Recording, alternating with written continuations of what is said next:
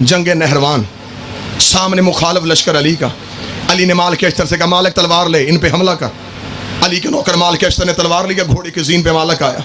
जब बिल्कुल दुश्मनाने अली के सामने मालिक के अश्तर पहुंचा, उन्होंने कुरान हाथों में लेकर पढ़ना शुरू किया। मालिक ने अपने घोड़े को पीछे किया, अली के करीब किया। अली ने फरमाया मालिक के अश्तर तूने हमला क्यों नहीं किया? मालिक कहता मौला मैं हमला कैसे करता, मैं हमला करने गया वो कुरान पढ़ रहे थे, मैं हमला करने गया वो कुरान पढ़ रहे थे। तरीकत अली बिजली किसी तेजी से घोड़े के जीन पे आए। अली ने अपनी जुल्फकार को हवा में लहराया, अली ने अपना घोड़ा मैदान में बढ़ाया। मालिक ने अपना घोड़ा अली के पीछे किया, अली के करीब जाकर या अली हमला मैं भी कर सकता था, या अली आप क्यों जा रहे हैं? अली ने फरमाया मालिक तूने हमला क्यों नहीं किया? मालिक ने कहा मौला वो कुरान पढ़े हैं। अली ने कहा कसम उस खुदा की जिसके कब्ज़ाए कुदरत में अली की वलायत और इमामत है, कुरान इनके हलक में अटका हुआ है, कुरान इनकी गर्दनों में फंसा हुआ है। भागते घोड़े के ज़ीन पे मालिक ने कहा मौला मुझे बता के जा, ऐसे कारी भी होते हैं जो पढ़े कुरान और कुरान हलक में अटक जाए। अली ने फरमाया मालिक तूने मेरे सरदार मोहम्मद की हदीस नहीं सुनी, अल कुरान मा अली व अली मा अल कुरान, कुरान अली के साथ है, अली कुरान के साथ है।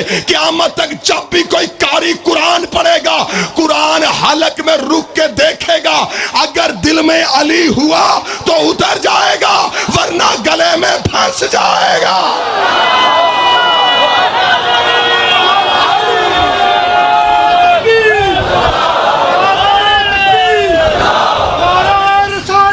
या रसूल, या रसूल, यार जिंदा जिंदा